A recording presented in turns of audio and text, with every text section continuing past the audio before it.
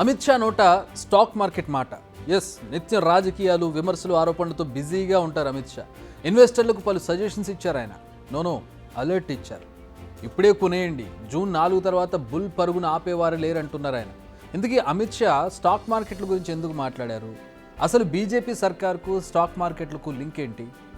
Stock మార్కెట్లు రాజకీయాలకు ఓ కనపడిన లింక్ ఉంటుంది.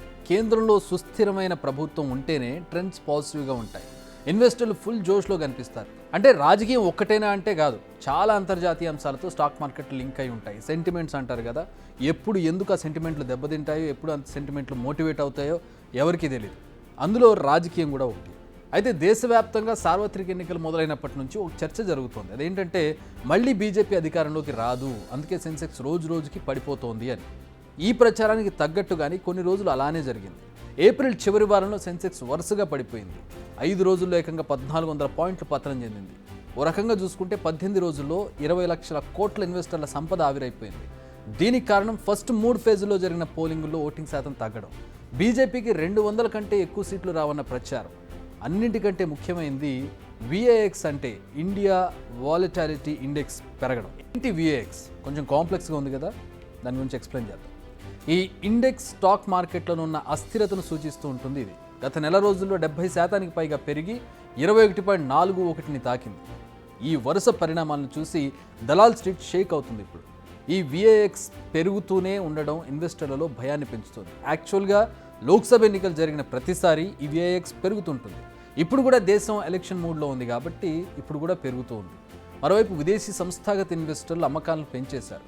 మేలో వీరు 24,975 కోట్ల విలువైన భారతీయ షేర్లను అమ్మేశారు. ఫ్యూచర్ అండ్ ఆప్షన్స్లో వీరు 11,279 కోట్ల షేర్లను కూడా అమ్మేశారు. నిజానికి ఈ ఇన్వెస్టర్లది స్టాక్ మార్కెట్లో కీ రోల్.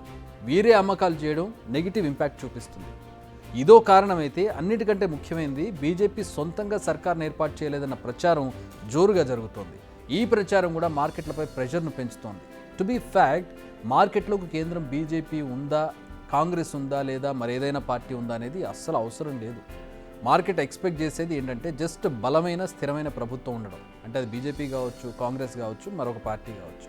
ఒక్కసారి దీనిపై క్లారిటీ వస్తే మళ్ళీ బుల్ పరుగులకు బ్రేక్ ఉండదు.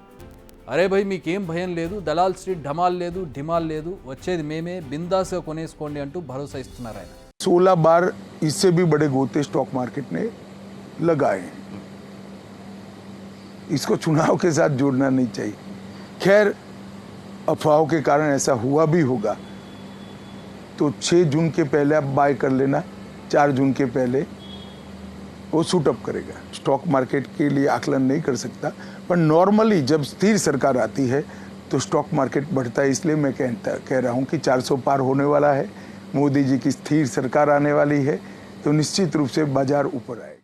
సో విన్నర్గా ఆలసించిన ఆశాభంగం. కొనేదుంటే ఇప్పుడే కొనేయండి, జూన్ 6 తర్వాత మార్కెట్లను ఎవ్వరూ ఆపలేరంటూ జోష్ నింపుతున్నారు అమిత్ షా.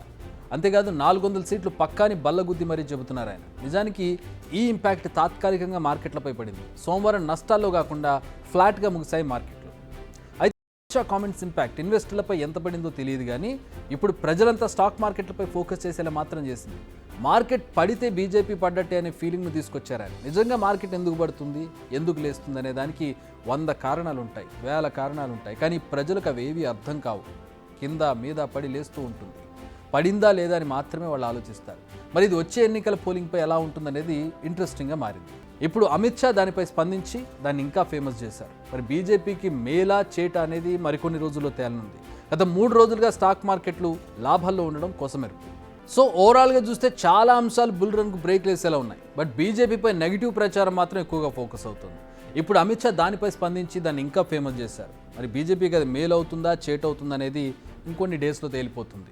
గత 3 రోజులుగా స్టాక్ మార్కెట్లు లాభాల్లో ఉండడం ఇక్కడ కోసమెరుపు.